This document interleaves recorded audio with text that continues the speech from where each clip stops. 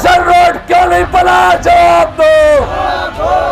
अरे जवाब तो तुमको देना होगा, हमारा काम तो तुमको करना होगा। प्रशासन का भी खोल दे पोल। नमस्कार, आप देख रहे हैं सन सिटी न्यूज। बिहार में नगर निकाय चुनाव की तारीखों के ऐलान के बाद सियासी सुगबुगाहटें तेज हो गई है। ऐसे में अररिया कोर्ट रेलवे स्टेशन जाने वाली सड़क लंबे समय से जर्जर अवस्था में है, जिससे यात्रियों को काफ़ी मुश्किलों का सामना करना पड़ रहा है। लोग या फिर स्कूली बच्चे हादसे का शिकार हो जाते हैं, लेकिन ना तो सरकार जगती है और ना ही जनता द्वारा चुने गए प्रतिनिधि। जैसे ही चुनाव का वक्त सामने आता है, सब अपने अपने तरीके से उसे बनवाने और उसके खिलाफ आवाज़ बुलंद करना शुरू कर देते हैं। अररिया कोर्ट रेलवे स्टेशन सड़क का निर्माण नहीं होने से नाराज युवाओं ने अनिश्चितकालीन भूख हड़ताल शुरू कर दिया है। भूख हड़ताल में सामाजिक संगठन के सदस्य व कई राजनीतिक पार्टी के नेता बैठे हैं। स्टेशन रोड मार्ग पर ही अररिया प्रखंड कार्यालय परिसर के समीप भूख हड़ताल पर बैठे लोगों ने बताया कि जब तक जर्जर स्टेशन रोड का निर्माण शुरू नहीं होगा, तब तक वे लोग अनिश्चितकालीन भूख हड़ताल पर डटे रहेंगे। देखिए, सबसे पहले तो मैं आप लोगों को बधाई देता हूं कि आप लोग इतना अच्छा मुद्दा को उठा रहे हैं अपने माध्यम से। आप लोग बहुत ही बधाई के पात्र हैं, चूँकि मीडिया लोकतंत्र का चौथा स्तंभ है और वही सारी चीज़ों को कवर करते हैं और सारी चीज़ों को उठाते भी हैं। हम लोग का एक सिंपल सा मुद्दा है कि हम लोग जिस वक्त वोट करते हैं उस वक्त भी यही मुद्दा हम लोग उठा रहे थे कि अररिया रेलवे स्टेशन जो चांदनी चौक से लेकर रेलवे कोर्ट तक अररिया प्रखंड का ही नहीं बल्कि अररिया जिले का एक एक जनता को ज़रूरत पड़ती है रेलवे स्टेशन का सफ़र करने की। और ये हालत 20 साल से इस रोड का है, तो उस रोड को बनाने के लिए हम लोग बहुत मरतबा पत्र सौंप दिए हैं। पिछले साल हम लोगों ने, आप देखा होगा, हम शेयर भी किए थे, यही वीडियो को जाकर के सौंपे, बोले कि 1 महीने के अंदर में हो जाएगा। उसके बाद इधर फिर हमने एक लेटर फिर इधर शेयर किए थे, उसको जाकर के हम लोगों ने एसडीओ को दिया। एसडीओ इनकार कर दिया, बोला थोड़ी ही देर में हम लोग थोड़ी देर में काम शुरू हो जाएगा।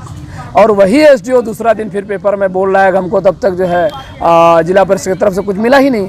तो मेरा ये कहना है कि आखिर ये सांसद हो या जिला का एमएलए हो, इस सदर था विधानसभा क्षेत्र का, या फिर जिला परिषद का चेयरमैन हो, आखिर वो क्यों गुमराह कर रहा है इस मासूम जनता को? आखिर इस मासूम जनता की क्या गलती है? क्या हम लोग इसी की यही गलती है कि हम लोग उसको वोट दे दिए थे इसीलिए हम लोग बेवकूफ़ बना रहे हैं? आखिर हज़ारों महिलाएं इसमें शिकायत करती हैं और वो वीडियो एक के बाद एक आपको हम लोग प्रोवाइड करेंगे कि जिनकी जो है डिलीवरी पेशेंट है, गिर के मर गई, कोई यहाँ पे ज़बरदस्त समझे सीरियस इंजर्ड हो गई, कोई महिला साथी यहाँ पे उसका पैर फ्रैक्चर्ड हो गया, कई लोग हॉस्पिटलाइज हो गए, किनका जो है घर का मकई और गेहूं का बेचा हुआ पैसा इस रोड में चलने और गिरने की वजह से उनका घर का पैसा लगा है। तो हम लोग अंतिम प्रयास हम लोग लिए हैं कि हम लोगों का जब तक एक कंक्रीट सॉल्यूशन यहाँ का प्रशासन और यहाँ का पॉलिटिशियन जब एक कंक्रीट सॉल्यूशन नहीं देगा, तब तक हम लोग भूख हड़ताल पर बैठेंगे। क्योंकि हम लोग का नारा है कि जब तक सांस चलता रहेगा भूख हड़ताल जारी रहेगा, जब तक रोड का सुधार नहीं होगा भूख हड़ताल जारी रहेगा। और एक और नारा हम लोगों का इतने दिनों से, रोड है ख़राब, कौन है इसका जिम्मेदार? एमपी एमएलए जिला परिषद मुर्दाबाद मुर्दाबाद मुर्दाबाद।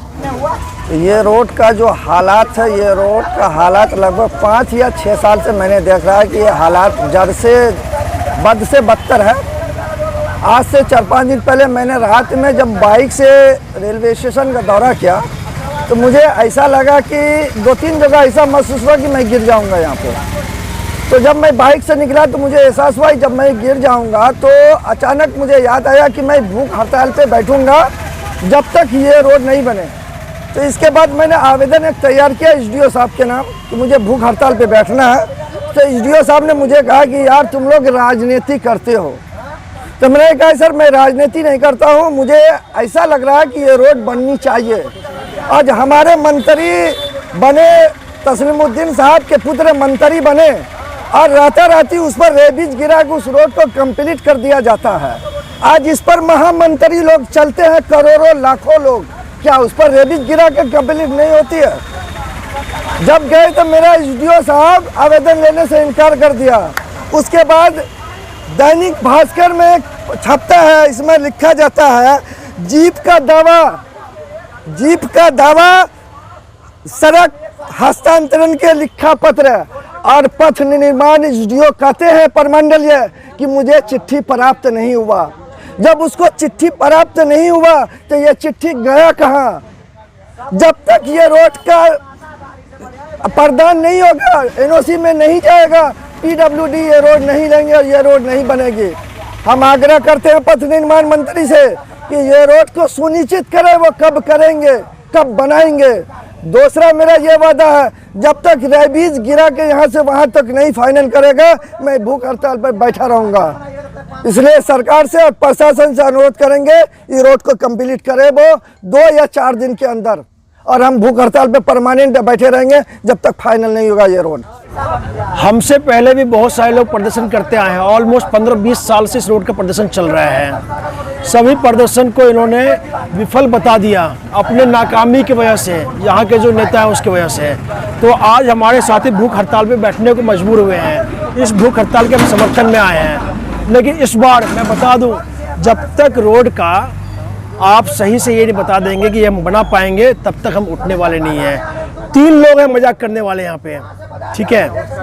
एक है एमपी साहब, एमएलए साहब और चेयरमैन साहब, जिला परिषद चेयरमैन साहब।